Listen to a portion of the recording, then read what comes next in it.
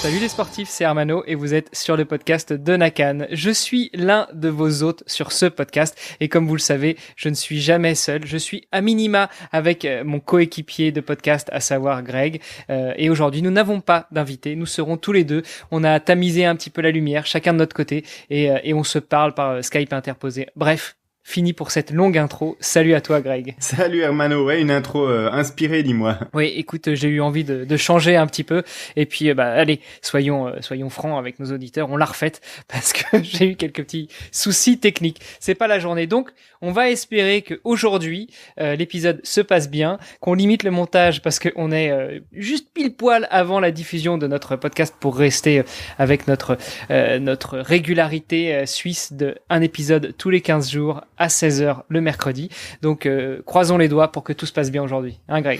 Oui, on croise les doigts parce que en général, les petits soucis techniques ne nous épargnent pas et il est pas rare qu'on doive improviser à la dernière seconde pour avoir des épisodes qui soient complets, qui ne soient pas coupés ou autres. Donc, voilà. On va essayer de faire en sorte que ce soir, ça marche. Tu remarqueras que c'est souvent chez moi, les problèmes techniques. Hein, mais bon, bref. Ouais, dernièrement, il y en a eu quand même un ou deux qui étaient chez moi, en tout cas, des petits soucis d'enregistrement. Mais c'est vrai que on essaye de faire au mieux.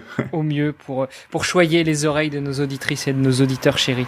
D'ailleurs, en parlant de nos auditeurs chéris, au masculin comme au féminin, moi je tenais quand même à leur faire un grand, à leur rendre hommage et à les remercier parce que ils sont tous de plus en plus nombreux à nous faire des petits coucous sur les différents réseaux sociaux et à nous rappeler qu'ils sont là et qu'ils apprécient ce qu'on fait pour eux. Ils sont aussi de plus en plus nombreux à laisser des commentaires sur Apple Podcast. Et donc, chères auditrices, chers auditeurs, merci beaucoup. Et si toi, tu ne l'as pas fait, cher auditeur ou chère auditrice qui nous écoute, vas-y tout de suite. C'est très simple. Rate this podcast /Nakan. Et puis, tu vas trouver tous les liens pour nous laisser un petit commentaire et pour nos réseaux sociaux.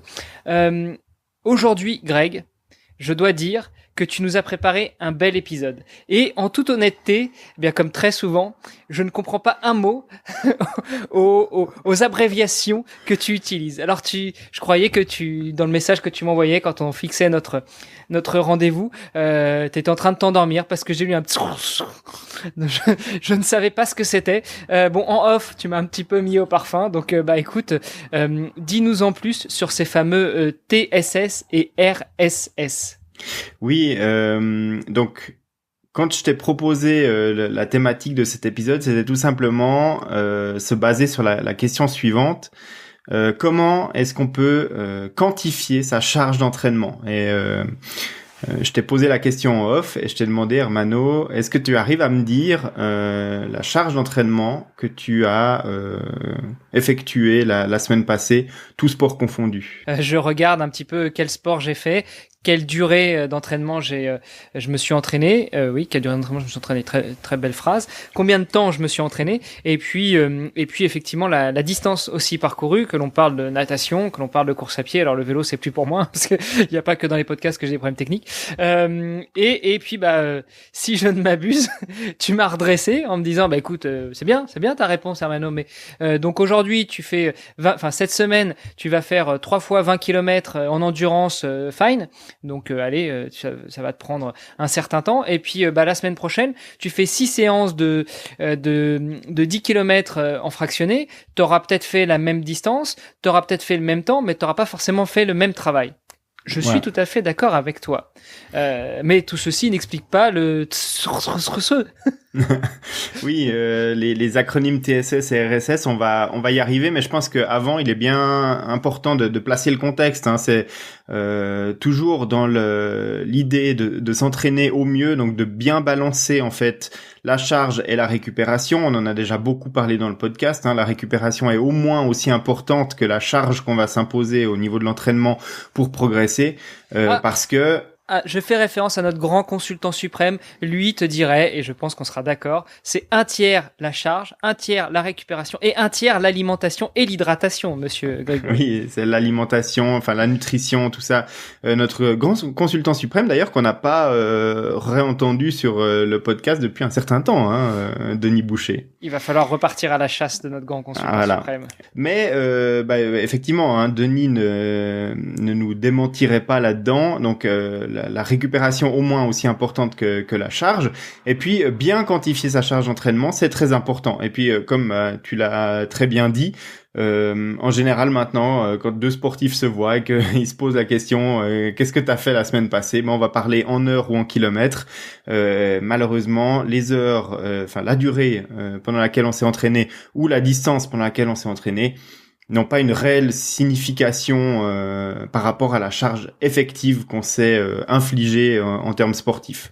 Par exemple, si je te dis la semaine passée j'ai fait 300 km de vélo et puis que dedans il y a une fois le col du Galibier, 2 fois des séances intensives en côte et puis une petite sortie pour récupérer, et puis que j'ai la même distance la semaine suivante mais que j'ai fait que du plat à allure de récupération, on est d'accord, on a le même kilométrage mais on n'a pas la même charge. Je suis tout à fait d'accord avec toi, Greg, c'est pas du tout le même volume. Après, ça dépend peut-être aussi du type d'entraînement que tu te fixes.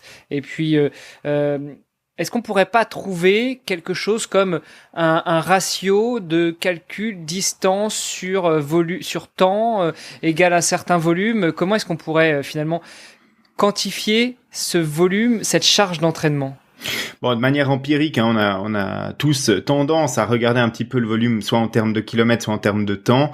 Et puis, je continue, moi, à parler aussi d'heures d'entraînement dans la semaine. Alors, c'est vrai que quand tu cumules beaucoup d'heures à vélo, un peu d'heures en course à pied, et puis 1 ou 2 heures de natation, déjà, ça fait pas vraiment sens d'additionner des heures de course à pied, de cyclisme et de natation, parce que c'est pas le même type d'effort. On se fatigue pas la même chose en faisant 1 heure de vélo, 1 heure de course à pied ou 1 heure de natation. Mais voilà, il y a cette habitude qui est ancrée. Après, il y a plusieurs paramètres qui vont entrer en ligne de compte dans la réelle charge d'entraînement et puis dans le réel stress que ça aura impliqué au niveau biomécanique, tant au niveau cardiovasculaire qu'au niveau musculaire. Et puis ça dépend aussi un petit peu des efforts qu'on va faire. C'est vrai que même à intensité égale, tous les entraînements ne sont pas pareils. Ça dépend aussi de la température qu'il fait, etc. Mais il reste qu'il y a des indicateurs qui sont intéressants, c'est ceux dont je t'ai parlé pour préparer cet épisode, à savoir le TSS, donc qui est l'acronyme anglais de Training Stress Score, et puis un dérivé qui est le RSS, donc le Running Stress Score, qui est un petit peu la même idée, et tous les deux sont basés sur la mesure de puissance, que ce soit sur le vélo ou en course à pied. Encore la puissance, cette fameuse puissance qui est chère à Nakan. Oui, alors moi j'utilise le TSS depuis un certain temps sur le vélo, et puis c'est vrai que j'ai commencé cette saison 2020 à me mettre à mesurer aussi la charge d'entraînement en RSS, donc Running Stress Score, qui est basé à peu près sur le même calcul pour la course à pied, et c'est vrai que c'est très intéressant de mesurer, ou en tout cas de juger de son volume et de sa charge d'entraînement avec ces indicateurs plutôt qu'en heures et en kilomètres, et on se rend compte, vraiment c'est là qu'on se rend compte qu'une semaine de 12 heures peut être totalement différente en termes de sollicitation qu'une autre semaine de 12 heures. Et c'est là que ça commence à vraiment faire sens pour moi, quand je vois que à une semaine j'ai un nombre de TSS qui est 1/3 plus élevé qu'une autre, alors que pourtant j'ai fait le même temps sur mon vélo. Ouais, mais dis donc, ça nous en fait encore des indicateurs à regarder. Après, je suis tout à fait d'accord avec toi, encore une fois, que on peut pas se contenter de regarder le volume en termes de temps ou en termes de distance. Tu l'as très bien dit, on va pas avoir la même charge d'entraînement si on fait 1 heure de vélo ou si on fait 1 heure de natation ou 1 heure de course à pied, et additionner, surtout quand on est triathlète, du temps ou des volumes d'entraînement sur ces 3 sports, plus éventuellement de la musculation, plus de la préparation physique généralisée, c'est comme ajouter des choux et des cacahuètes. Ouais, expression que j'ai réinventée. Mais du coup, est-ce que c'est un indicateur que l'on peut facilement calculer soi-même? Donc tu dis qu'il est principalement basé sur l'analyse de la puissance en vélo ou en course à pied. Est-ce que c'est donc un indicateur que l'on peut facilement calculer soi-même ou c'est un indicateur qui va être donné soit par les applications relatives aux capteurs de puissance sans donner de marque particulière, soit avec nos montres connectées. Et puis la question subsidiaire à tout ça, c'est on a un indicateur pour le vélo, on a un indicateur pour la course à pied. Quid d'un indicateur pour la natation, d'un indicateur pour la charge en musculation, en fitness ou autre? Alors, comme je le disais, un entraînement de vélo d'une heure à intensité modérée et puis un entraînement de course à pied d'une heure à intensité modérée auront pas grand-chose à voir. Hein. C'est comme additionner des choux et des cacahuètes, comme tu viens de le dire. Et donc, je pense que le mieux, c'est de garder une mesure de charge pour chacune des disciplines. C'est de pas mélanger. Aussi, un triathlète, quand tu lui demandes combien tu t'es entraîné cette semaine, il va dire 14 heures. Mais tu sauras pas dans les 14 heures s'il y a 10 heures de vélo, 4 heures de course à pied, s'il y a 5 heures de vélo, 5 heures de course à pied, 4 heures de natation. Enfin voilà, c'est assez obscur et c'est prendre le tout et le mettre dans un pot commun. Ce qui est pas forcément super pertinent puisque la sollicitation en termes de charge, elle est pas la même dans les disciplines. Donc je pense pas que même un TSS, puisqu'il est basé sur la puissance et donc des watts et qu'on développe des watts en course à pied et à vélo, le TSS ne peut pas se cumuler à du TSS de course à pied ou du RSS. On va voir un petit peu les différences qu'il y a entre ces mesures un tout petit peu plus loin dans cet épisode, mais je pense que c'est bien de garder un cumul de charges d'entraînement par discipline et donc de compter sa semaine, sa charge à vélo, sa charge en course à pied et puis en natation, il n'y a pas d'indicateur magique parce que pour l'instant, on n'a pas de capteur de puissance pour la natation. Donc, on continue à faire une mesure empirique en termes de temps et de distance. Donc, ça va être finalement le seul sport, en tout cas dans le triathlon, où on va s'amuser effectivement à avoir un calcul empirique, durée et distance. Oui. Mais je pense que c'est un petit peu moins dramatique parce que en général, ce que je peux constater, c'est que quand les athlètes arrivent en surentraînement, c'est très rarement les entraînements de natation qui sont des facteurs déclenchants, sauf chez les nageurs d'élite, hein, évidemment, qui passent leur journée dans les bassins. Mais les triathlètes, c'est rarement la natation qui est un déclencheur de surcharge d'entraînement. Donc pour moi, c'est moins important d'avoir un calcul de charge super précis pour la natation, tout simplement parce que c'est pas le sport qui va nous épuiser quand on fait des entraînements de triathlon. Par contre, pour la course à pied et le cyclisme, là, c'est assez intéressant. Ouais. Et de plus en plus de personnes utilisent un capteur de puissance sur le vélo et utilisent les watts pour s'entraîner quand ils sont sur le vélo en train de faire leur entraînement, de faire leur série ou de monter leur col, pour éventuellement faire leur pacing en course. Mais tu posais la question de savoir comment est-ce qu'on obtient cette donnée. Quasiment en temps réel sur son compteur ou sa montre de sport, on peut avoir les TSS qui s'affichent sur la plupart des modèles qui gèrent la puissance.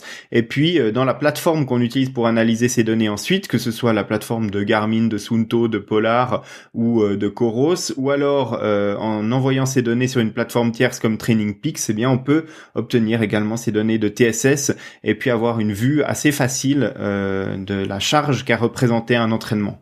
Alors, sous condition, tu l'as dit, d'avoir des appareils qui soient compatibles avec des capteurs de puissance et que l'on embarque un capteur de puissance avec soi. Oui, alors ça c'est un impératif pour mesurer cette charge puisque le training stress score, si on arrive dans la définition, hein, eh bien c'est de la puissance normalisée, donc de la puissance qu'on va développer sur un certain temps et qui va être pondérée par rapport au pic d'effort qu'on va réaliser. Donc pour être très concis avec un exemple, 100 TSS, eh bien c'est un entraînement à 100% de sa FTP pendant 1 heure. Donc avec la puissance maximale. Donc un entraînement où on est à bloc pendant 1 heure, on est à 100 TSS. Et donc, bien évidemment que si je suis à 50% de mon intensité maximale pendant 2 heures, eh bien, je vais avoir ces 100 TSS également et ainsi dériver. Donc, sur 1 heure, si je fais 100 TSS, c'est que j'étais à bloc. Puis si je fais 15 TSS, c'est que j'étais qu'à 15% de ma puissance maximale. Donc voilà, ça donne une idée de l'intensité. Et puis on voit qu'en 1 heure, on peut faire 100 TSS, c'est un gros score. Et puis on peut faire 15 TSS. Quand j'arrive à la maison le soir, je dis j'ai fait 1 heure de vélo, mais on voit que la perception de l'effort peut être du simple au quadruple facilement. Donc voilà, une pertinence d'utiliser ce score-là à la place d'utiliser un volume bête et méchant. Ouais, alors d'ailleurs, tu nous as donné plein de termes, notamment l'AFTP. Je renvoie nos auditeurs qui auraient pas suivi ce que c'est que l'AFTP, comment on utilise les différents indicateurs, notamment la puissance dans l'entraînement, vers notre épisode 13 de la saison 2. Alors vous allez sur podcast.nakan.ch/33 et puis vous pourrez retrouver non seulement l'épisode que l'on a enregistré, mais aussi toutes les notes que l'on a très didactiquement prises avec toutes les informations que tu nous avais données, Greg. Et justement, donc tu dis que la perception de l'entraînement peut aller du simple au quadruple, et c'est aussi le cas, j'ai envie de dire, en natation, puisqu'en natation, on sait très bien que suivant le type de séance qu'on va faire, si on va faire plutôt de l'endurance, on va faire plutôt de la puissance. Pour le coup, si on va faire plutôt des répétitions courtes et intenses, on n'aura pas forcément la même perception de l'entraînement pour un même temps et peut-être une même distance donnée. Pareil, si on travaille plutôt avec les jambes plutôt que le lendemain, la séance d'après, on travaille plutôt avec des plaquettes et en pull boy, on n'aura pas forcément la même perception. Donc là, ça va vraiment être une perception, ça va être quelque chose qu'on pourra pas véritablement quantifier parce que à distance et à durée identique, on n'aura peut-être pas forcément fait le même travail. Mais, comme tu le dis, en vélo et en course à pied, on a cette capacité avec les capteurs de puissance et avec les joujoux que sont les montres ou les capteurs de puissance comme Stride qui embarquent déjà tout un tas d'algorithmes d'avoir les informations, si ce n'est en temps réel, au moins à la fin de l'entraînement. Ouais, alors il y a plusieurs choses dans ce qu'on vient de dire. La première, c'est que perception, c'est pas forcément le terme le mieux choisi que j'ai employé, parce que effectivement, il y a une charge objective en termes de puissance et de force qu'on a développée pendant l'entraînement. Donc ça, c'est une chose. Un entraînement à bloc pendant 1 heure, c'est 60 TSS, c'est 100 TSS, pardon. Voilà. Mais par contre, au niveau perception, c'est vrai que moi, un jour où je suis très en forme, je peux avoir une perception de cet effort comme étant un effort peut-être à 80%, même si j'étais complètement à bloc parce qu'aujourd'hui j'étais bien et j'avais des bonnes jambes. Et un autre jour, eh bien, je peux être en méforme ou avoir des jambes qui sont moins bonnes, un moral un petit peu moins bon. Et puis j'aurai l'impression, la perception de l'effort qui sera beaucoup plus importante. Donc ça, c'est un deuxième paramètre aussi qui est important. Et ça, on en avait déjà parlé lors du hors-série dans lequel on parlait de planification, de plan d'entraînement pour l'Ironman, et je crois que c'est Denis qui disait noter, et ça c'est vraiment quelque chose qui est important de noter dans ces cahiers d'entraînement, parce que ça, il y a aucun outil qui va dire la perception de l'effort qu'on a eu. Et ça, c'est aussi intéressant de les mettre en corrélation avec les TSS. Je pense que c'est aussi important, c'est de dire un jour où, alors dans un trend d'entraînement, par exemple, je suis un nouveau programme d'entraînement et je vais voir que un jour je fais une grosse sortie vélo, j'ai 350 TSS sur ma sortie vélo, puis à côté, en effort perçu, je vais mettre que j'ai un 8/10, et puis tout à coup, je suis un autre plan d'entraînement qui me fatigue un peu plus, qui va chercher un petit peu des séances plus longues, puis j'ai cette même sortie avec ces mêmes TSS, mais à côté, j'ai un effort perçu de 9 ou 10/10, et bien je me dis que peut-être dans le trend, j'étais mieux en termes d'entraînement sur la longueur, dans mon premier plan d'entraînement que dans le deuxième, parce que mon effort perçu par rapport à un effort réel, eh bien, était moins grand. Donc c'est vraiment deux choses. Le TSS est très objectif parce qu'un capteur de puissance, il ment pas. Tu mets 250 watts, t'en mets pas 300, t'en mets pas 210, t'en mets 250. Et puis l'effort perçu, par contre, c'est vraiment le côté humain et le côté un jour ça va, un jour ça va pas. J'avais les jambes, j'avais pas les jambes, et de mettre en balance ces deux éléments, je pense que c'est important. Oui, parce que on l'a souvent dit, il faut noter chaque fois que on rentre d'un entraînement, noter un petit peu comment est-ce qu'on a senti cet entraînement, mais pas que ça. Denis disait aussi, noter aussi comment c'était au niveau de l'alimentation avant, après, pendant, et quelles ont été vos sensations relativement à cette alimentation. Bon bref, on va pas refaire tous les épisodes qu'on a déjà fait, mais il faut noter. Malgré tout, on se base sur des indicateurs qui sont, comme tu l'as dit, objectifs. Mais du coup, en pleine compétition ou en plein entraînement, à quoi doit-on faire attention ? Est-ce qu'on doit écouter son corps ? Est-ce qu'on doit regarder son appareil, écouter ce que notre montre ou ce que notre capteur de puissance nous dit ? Ou finalement, comme tu le dis, faire preuve d'intelligence et d'essayer de trouver le juste milieu entre les deux, pouvoir appuyer quand c'est le moment d'appuyer, et puis en revanche, quand on sent vraiment que là, si on continue à appuyer, on va tout péter, réduire un petit peu la charge. Ça dépend tout l'objectif que tu as de ta journée. Enfin, je pense que quelqu'un qui vise par exemple une qualification pour Hawaï sur un Ironman, il aura tout intérêt à se fixer un nombre de watts à vélo puis un nombre de watts en course à pied qui vont lui faire terminer dans des temps d'une part qu'il est capable de réaliser. Donc c'est des chiffres qui sont pas complètement aberrants par rapport à ce qu'il s'est entraîné puis par rapport à ce qu'il est capable de faire, parce que bien évidemment que sinon c'est même pas la peine de prendre le départ, hein, c'est juste gaspiller l'argent de l'inscription de la course. Mais si tu sais que dans un bon jour t'es capable de tenir ces 260 watts sur le vélo en continu, et puis qu'ensuite en course à pied t'es capable de développer ces 310 watts en course à pied, eh bien tu te fixes ça et puis tu essaies de t'y tenir sur le vélo. Si tu vises la qualification et puis que tu pars sur le vélo puis qu'après 5 km tu vois que t'es 15 watts en dessous puis que t'y arrives pas puis que les jambes veulent pas puis que ça y va pas, je pense que à ce moment-là il vaut mieux plier l'affaire, quoi. Et puis te dire, bah c'est pas la journée, et puis je fais demi-tour, et puis ça ira mieux sur une prochaine course. Parce que si tu finis le truc, tu seras déçu parce que t'as pas réussi à tenir ton objectif.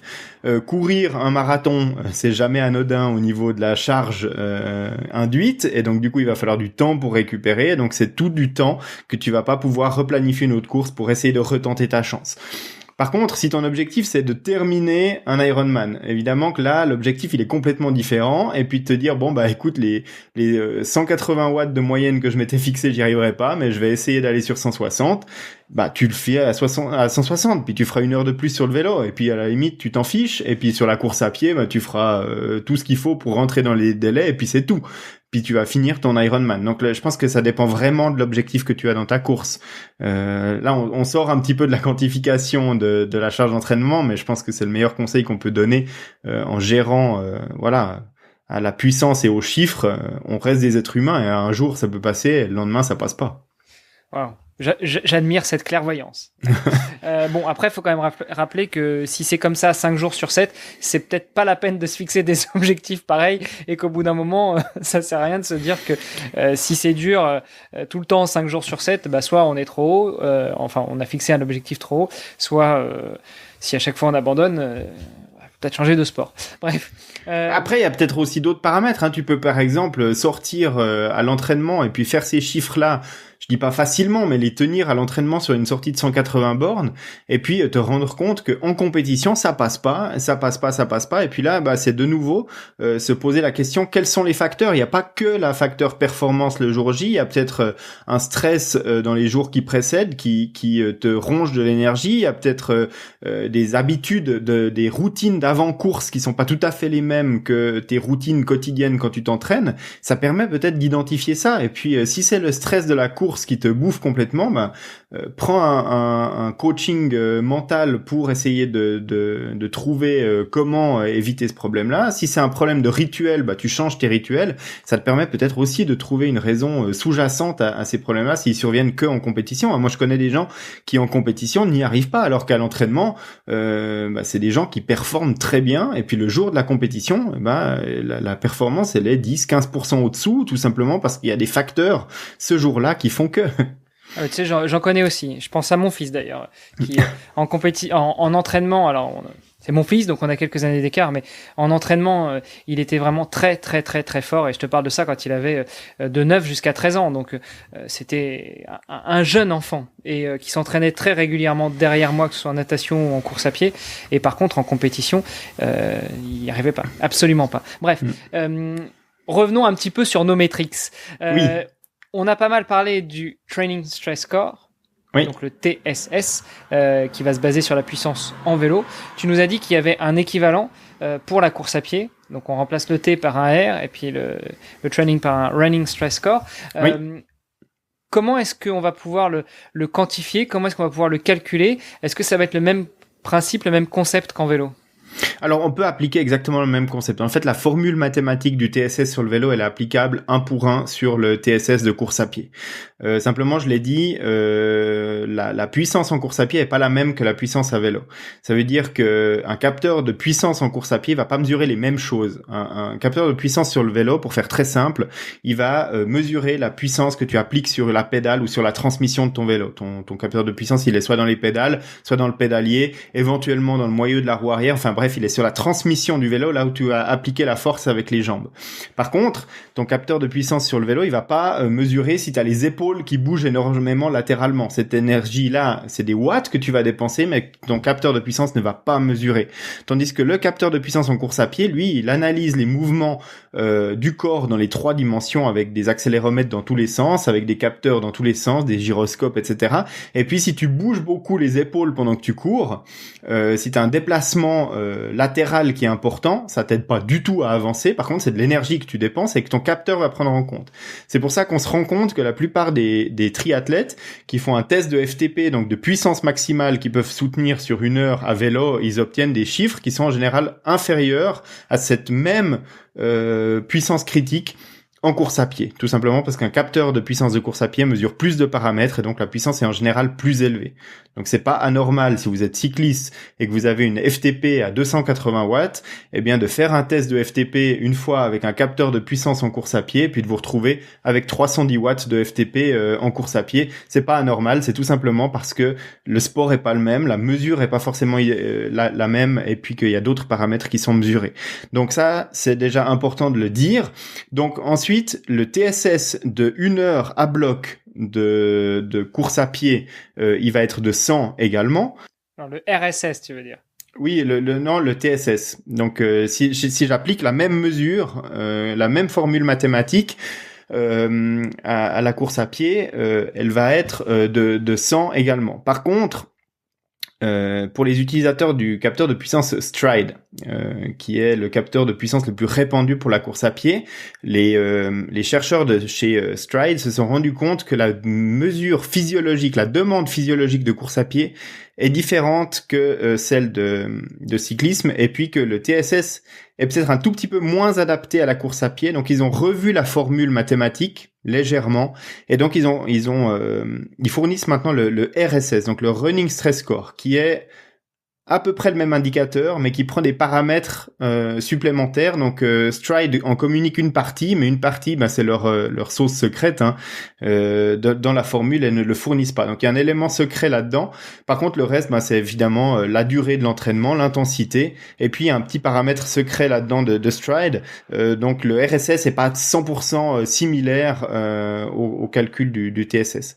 Et personnellement, je trouve qu'il est pertinent, ce RSS qui est fourni par Stride. Donc je l'utilise pour quantifier mon volume et ma charge de course à pied, et puis j'utilise le TSS, donc celui qui est fourni par Training Peaks, mais c'est le même qui est fourni par la plateforme Garmin, les compteurs, etc., qui fournissent les watts, pour mesurer ma charge à vélo. Et puis maintenant, quand je regarde une semaine d'entraînement, je regarde le nombre de TSS que j'ai fait à vélo, le nombre de RSS que j'ai fait en course à pied, puis je quantifie encore mon entraînement de natation en temps ou en distance. Ok, mais alors du coup je rebondis un peu sur ce que tu disais, où tu dis que notamment chez Stride ils ont inventé ce RSS qui est un TSS un peu plus adapté à la course à pied. Est-ce que il va pas y avoir aussi une différence en termes de durée, parce que on est bien d'accord que tenir 1 heure à 100% de sa puissance maximale en vélo, ça demandera pas forcément le même effort que tenir 1 heure de sa puissance maximale en course à pied. C'est pour ça que c'est pour ça que Stride a rajouté le facteur, donc dans la documentation, enfin l'article de blog qu'ils ont publié par rapport à ça, il est en anglais, mais on mettra le lien dans les notes de l'émission. On voit que le RSS, c'est 100 fois la durée de l'entraînement fois la puissance sur la FTP, donc la critical power, multiplié par le facteur K.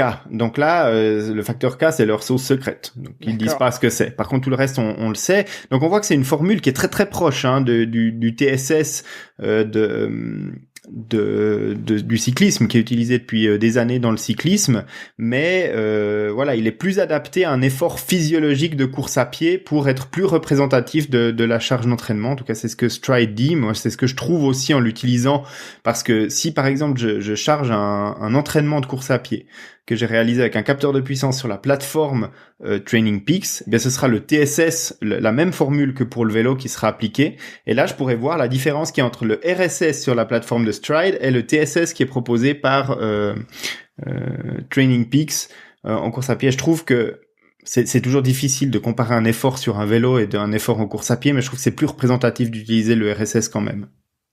Ok. Bon, et donc, tu l'as dit, une fois qu'on a ces deux valeurs, plus si on va aussi nager, on a une idée du volume en natation, on va pouvoir quantifier notre entraînement. Comment est-ce que tu vas quantifier justement ton entraînement une fois que tu as ces capteurs-là, une fois que tu as ces indicateurs-là? On est d'accord, si on prend uniquement un entraînement course à pied par exemple, on va se dire, dans la semaine, c'est la règle des 80-20, 80% d'endurance, 20% où là on fait ce qu'on veut, on sort de l'endurance, on fait de la puissance, on fait du fartlek, on fait du fractionné, on fait de la vitesse, on fait tout ce qu'on veut. Toi qui travailles beaucoup avec la puissance, comment est-ce que tu vas utiliser ces données-là d'une semaine sur l'autre pour programmer tes entraînements et pour quantifier la puissance du coup que tu dois mettre dans tes entraînements? Alors, le RSS ou le TSS n'est pas un indicateur suffisant pour ça. Pour ça, on va utiliser le temps que j'ai passé dans les différentes zones de puissance, que ce soit sur le vélo ou en course à pied. Donc en général, je fonctionne dans les deux sports avec les 5 zones, les fameuses 5 zones. Donc la première, c'est facile, la deuxième, c'est modéré, la troisième, c'est le seuil, la quatrième, c'est l'intervalle, et puis le cinquième, c'est de la VO2 max. Et puis après, les pourcentages d'intensité en termes de puissance changent un petit peu entre la course à pied et le cyclisme, mais voilà, c'est des détails. J'avais publié cet été une série sur l'utilisation de la puissance en course à pied sur le site, et il y a un épisode qui traite exactement de la définition de ces zones et de leur utilisation. Et puis c'est vrai, tu le dis, il est recommandé dans un plan d'entraînement d'avoir une répartition à peu près 80-20. Alors c'est pas forcément au niveau de la semaine, parce qu'on peut avoir une semaine où on fait vraiment de l'intensité de manière plus importante, et puis une semaine après on va faire un petit peu plus de récupération et puis d'intensité moins élevée. Mais moi j'essaie de regarder à peu près soit pendant des périodes de 4 semaines ou des périodes de 3 semaines, de respecter grosso modo cette répartition 80-20. Et là je vais regarder le temps que j'ai passé dans mes zones. Donc si j'ai passé beaucoup de temps dans mes zones 1 et 2, et puis que j'ai passé 20% de mon temps dans les zones 3 à 5, c'est que mon entraînement il est réussi. Si je vois que j'ai 60% de mon temps qui est passé en zone 3, qui est la zone de seuil qui devrait être utilisée uniquement pour préparer l'allure compétition, je me dis qu'il y a peut-être un petit problème avec mes intensités dans mes entraînements et je dois rectifier quelque chose. Et puis, il y a des moyens faciles maintenant dans les plateformes. Alors, Stride pour la course à pied propose dans sa propre interface d'afficher ce temps passé dans les zones par séance et puis aussi sur un petit peu plus long terme. Et puis, des plateformes comme Training Peaks, par exemple, aussi le permettent également. Et puis, c'est intéressant d'utiliser ces plateformes-là pour faire ces analyses-là. Et est-ce que justement, tu sais s'il existe des plateformes qui te permettent en disant je veux faire tant de temps dans telle zone, tant de temps dans telle zone, te proposer des séances d'entraînement type? Alors qu'il les calcule automatiquement, non. Après, oui, il y a des plans d'entraînement que tu peux charger dans. Alors Training Peaks, c'est probablement la plateforme dans laquelle il y a actuellement le plus vaste choix de plans d'entraînement gratuits, payants, que tu peux choisir en fonction des disciplines que tu fais, quel type d'athlète tu es, combien de séances tu veux faire par semaine, etc. Tu choisis ton plan d'entraînement, tu choisis le coach qui l'a écrit, si nécessaire parce que le plan est payant, tu l'achètes et puis tu le places dans ton plan d'entraînement. Il y en a également chez Garmin. Maintenant, chez Garmin, c'est un petit peu limité pour l'instant à la course à pied. Il n'y a pas tellement de plans avancés pour le triathlon, mais tu peux charger tes plans d'entraînement dans ton Garmin Connect et puis suivre tes entraînements. Et puis il y a également des pendants chez Polar, dans l'app de Suunto, je crois pas qu'il y ait encore de plans qui sont disponibles à ma connaissance, mais ça va probablement arriver parce que c'est vraiment quelque chose qui est important et c'est à mon avis le next big thing de nos gadgets connectés. C'est vraiment de faire du coaching personnalisé, soit avec des plans d'entraînement, soit avec des algorithmes. On le voit, ça arrive de plus en plus, qui suggèrent des entraînements en fonction de notre passif de sportif. Donc il y a des algorithmes qui le permettent, il y a des plans d'entraînement prédéfinis qu'on peut suivre, mais non, je connais pas d'outils qui génèrent au jour le jour une séance pour respecter ces 80-20, je pense que ça fait aussi un petit peu partie du job qui reste à l'athlète ou à son coach de faire le boulot, quoi. Je voulais rebondir sur ce que tu disais en parlant des algorithmes qui te proposent des entraînements. J'ai découvert sur la Phoenix 6 que quand j'allume ma montre pour partir faire un entraînement, elle me dit « Ah, aujourd'hui, je te suggère de faire ceci » ou « Aujourd'hui… » En ce moment, elle me dit beaucoup « Aujourd'hui, je te suggère de te reposer. » Mais écoute, je l'écoute pas toujours. Ok. Alors attends, j'avais une autre question, mais qui encore une fois m'échappe. C'est vraiment pas la bonne journée pour enregistrer un épisode de podcast. Oui, on a parlé des capteurs de puissance pour justement mesurer ces indicateurs. On a déjà fait des épisodes là-dessus. Tu l'as dit, cet été, tu as fait une série sur l'utilisation de la puissance en course à pied. Donc, on retrouvera sur la chaîne YouTube de nakan.ch. Est-ce que tu peux nous rappeler quels sont un petit peu les outils qu'on peut utiliser pour mesurer cette puissance? Outre le capteur Stride, dont on sait que tu ne taris pas d'éloges, mais est-ce qu'il y a d'autres outils qui permettent de le faire? Oui, ça se généralise de plus en plus. Hein. Là, on parle, évidemment, de la puissance sur le vélo. On a maintenant pléthore de capteurs de puissance pour les cyclistes. Hein. La plupart maintenant des capteurs sont intégrés dans les pédales. C'est le format qu'on retrouve le plus, mais on trouve aussi des capteurs dans les pédaliers, soit sur les manivelles, soit directement sur l'axe du pédalier pour mesurer aussi la balance gauche-droite. On en trouve certains, c'était vraiment les premiers sur le marché grand public, c'était les PowerTap qu'on mettait dans les moyeux arrière. Ça se voit quand même de moins en moins maintenant. Donc voilà, on a plein de choix dans différentes marques. Il commence à y avoir une baisse des prix par rapport à ça. C'est un peu timide. C'est quand même des appareils qui restent assez chers pour le vélo. Hein. Il faut compter au minimum 450 euros ou francs suisses pour un premier prix en capteur de puissance actuellement.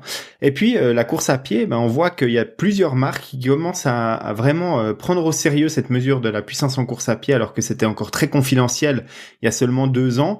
Polar est la première marque à l'avoir proposé dans ses montres avec uniquement la montre. Donc la montre au poignet mesure la puissance en course à pied. C'est une estimation, c'est pas aussi précis qu'un capteur qui est sur la chaussure ou ailleurs sur le corps. Ça prend en compte en fait que le poids du coureur, la pente et puis la vitesse de course. Donc voilà, c'est un petit peu moins de paramètres que les autres capteurs, mais on commence à avoir des résultats qui sont cohérents avec cette mesure uniquement au poignet, parce que le dernier à l'avoir implémenté, c'est Coros, et fournit des données qui sont très proches de celles qui sont fournies par le Stride. Alors quand je fais des accélérations très vives, on voit que la mesure au poignet de Coros, ça met un petit peu plus de temps à réagir et à monter le nombre de watts, mais sinon sur des courses qui sont à allure régulière, c'est relativement efficace. Et puis Garmin fournit une solution au travers d'une application Connect IQ qu'on installe sur sa montre comme champ de données dans son profil de course à pied. Et puis là, il suffit d'utiliser une ceinture HRM Run ou HRM Tri de Garmin, donc celle avec les accéléromètres qui donnent les métriques avancées de course à pied. Ou alors il y a encore le Running Pod qu'on peut fixer à la ceinture et puis qui fournit des données de puissance aussi sur la Garmin. Donc voilà, il y a des solutions qui permettent de mesurer la puissance. Puis on a parlé du Stride, qui est un capteur qu'on place sur la chaussure dans les lacets, et puis qui se connecte comme un capteur d'accéléromètre, mais qui va fournir en plus les données de puissance. Et ça, c'est compatible avec les montres du marché, les Coros, les Suunto, les Garmin, les Polar, et puis même l'Apple Watch. Donc on peut courir avec de la puissance avec le Stride sur quasiment toutes les montres de course à pied qui se respectent sur le marché. Une fois qu'on a dit ça, je crois qu'on a fait le tour de ce sujet, autant axé sur la puissance que sur les indicateurs à prendre en compte pour s'entraîner avec la puissance. Oui, alors là aujourd'hui on a parlé de vraiment quantifier au mieux sa charge d'entraînement et son volume d'entraînement avec les TSS et les RSS. C'est pas forcément la première mesure qu'on va apprivoiser quand on va avoir un capteur de puissance. C'est vrai que la donnée immédiate qu'on va avoir sous les yeux, c'est le nombre de watts instantanés ou le nombre de watts moyen qu'on va dépenser sur un entraînement, enfin de l'avoir en temps réel et puis d'avoir la puissance moyenne à la fin de son entraînement. Et puis après il y a d'autres métriques qui arrivent au fur et à mesure. Tout ça bien évidemment c'est fourni de base par tous ces capteurs, mais qu'on va apprivoiser ensuite.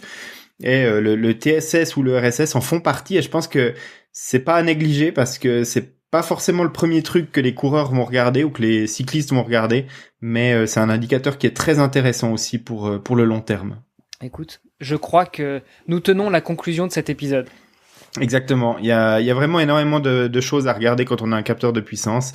Et puis après avoir maîtrisé un petit peu, dompté ces watts, je pense que le TSS est un bon point à aller regarder. Et puis vraiment travailler avec les zones, hein, on en a parlé aussi dans cet épisode. C'est un petit peu un aparté, mais bien travailler avec ces zones de puissance, ça permet aussi de faire des entraînements qui sont vraiment dans la cible de ce qu'on a prévu. Et puis ça, c'est un entraînement qui est plus efficace et puis qui porte mieux ses fruits à terme. Je pense vraiment que le capteur de puissance est sur le vélo et en course à pied. C'est un outil qui permet vraiment de s'entraîner de manière plus efficace. Alors juste peut-être pour terminer, tu dis qu'il y a pléthore d'indicateurs qu'on va recevoir quand on commence à courir ou à rouler avec un capteur de puissance. En dehors du TSS et du RSS, est-ce qu'il y en a d'autres qui te viennent en tête comme ça et qui sont pas forcément des indicateurs qu'on regarde en premier lieu, mais qui peuvent aussi avoir un certain intérêt? Il y en a énormément, hein. Donc sur le vélo, il y aura la puissance moyenne. Enfin, il faudra comprendre les notions de puissance moyenne et une puissance normalisée, qui sont pas tout à fait les mêmes chiffres. Donc on va pas en débattre maintenant parce que c'est l'objet d'un épisode complet, je pense. Mais voilà, maîtriser un petit peu cette notion de puissance moyenne, puissance normalisée. Il y a l'intensity factor, le variability index aussi, qui permettent de savoir où on se situe par rapport à sa FTP dans une sortie.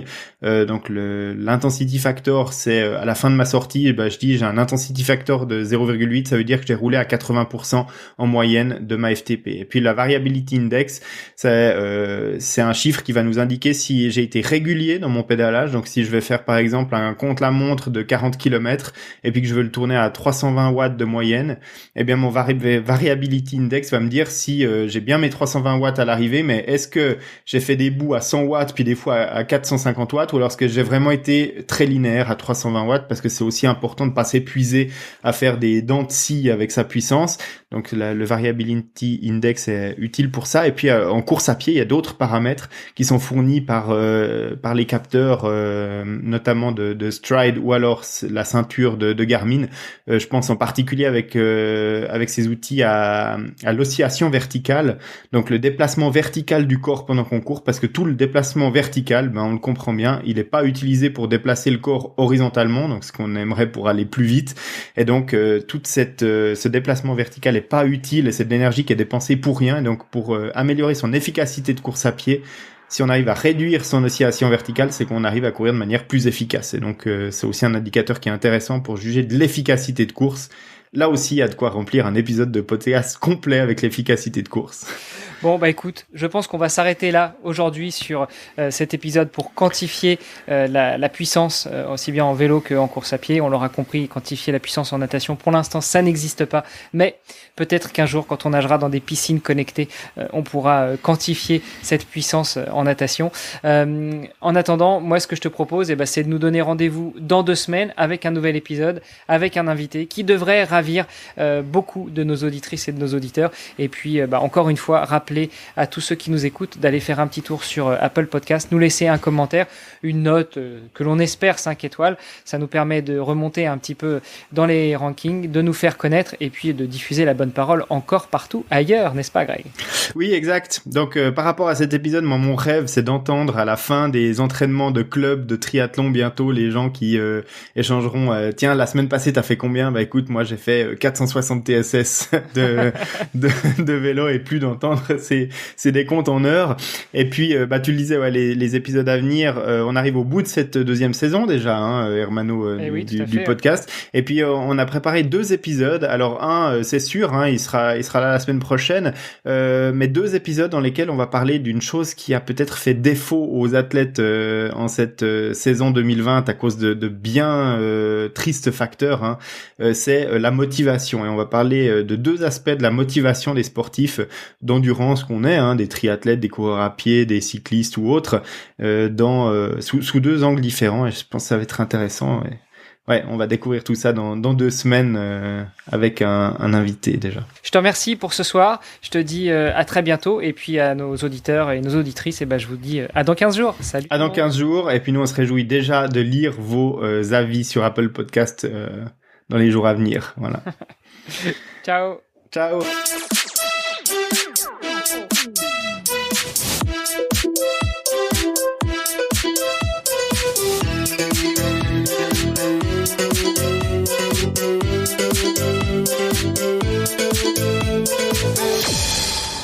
puis je me dis aussi que